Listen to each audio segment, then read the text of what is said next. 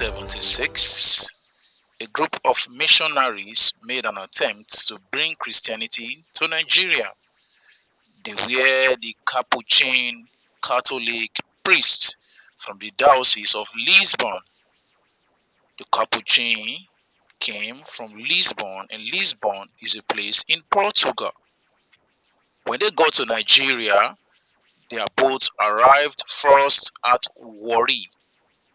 Warri is a place in Delta State, and from there they trekked down to Benin City. It took them 2 days to trek to Benin City in an attempt to bring Christianity to Nigeria. Then there were no much means of transportation, so they had to trek. In 1476, Nigeria wasn't an easy country to bring Christianity to bring in a foreign religion. So they encountered a lot of challenges. The first one was they could not acclimatize to the climate of Nigeria, which of course was too hot. You know, some parts of Europe are very cold, and Portugal is not an exception. So leaving Lisbon to Nigeria, a hot weather country, was very difficult. Another barrier they encountered was language.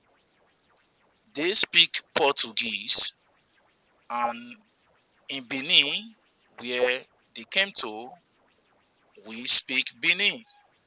So there is no way that they can understand Benin or we can understand the Portuguese. So they were practically not communicating. There was no medium, no interpreter to at least make one know what the other was saying. Again, most of the missionaries fell sick of malaria because of mosquito bite. Now, in this part of the world, we have lots of mosquitoes, like you can attest to that. So they were not able to stand the mosquito bites, which made them fall sick every now and then.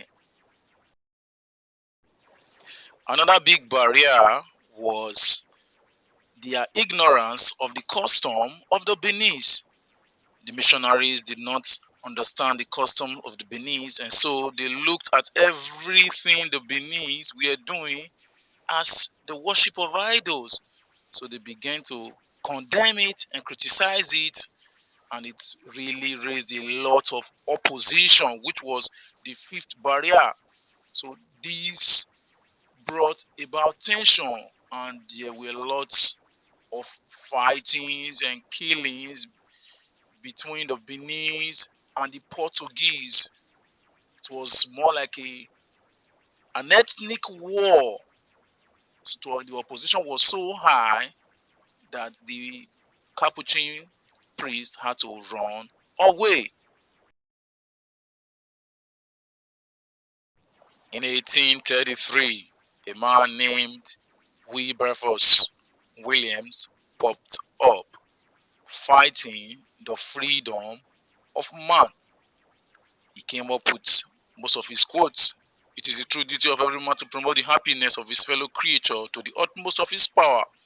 And another of his quote read, "If to be feeling alive to the suffering of my fellow Christian is to be a fanatic, and one of the most incredible fanatic ever permitted to be at large." All his quotes and movements brought about the freedom of slaves. They were no longer slave trades. As a matter of fact, the British Army were moving about stopping slave trade. Some Nigerians who were slaves before were freed, and they came back to Nigeria. Others continued with their education over there. All this happened in 1833. So some Nigerian freed slaves returned back, and some of them had become Christians over there. And because there was no church where they could worship, they began to gather together, especially on Sundays, to worship God. So therefore, we can say now that it was through the freed slaves that Christianity came to Nigeria. It was through the freed slaves that Christianity came to Nigeria. And today, Christianity has taken over the country.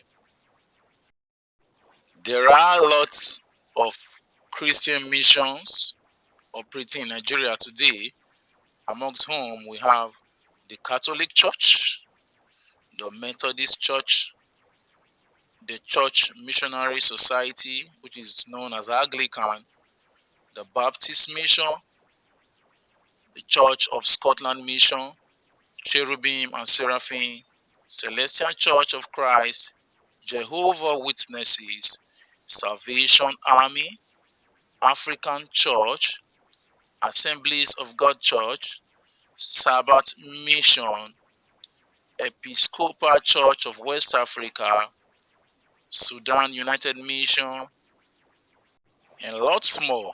All these are churches that came to Nigeria through missionaries.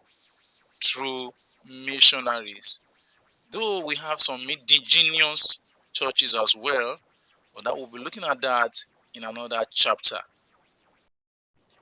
I believe you enjoyed the class today.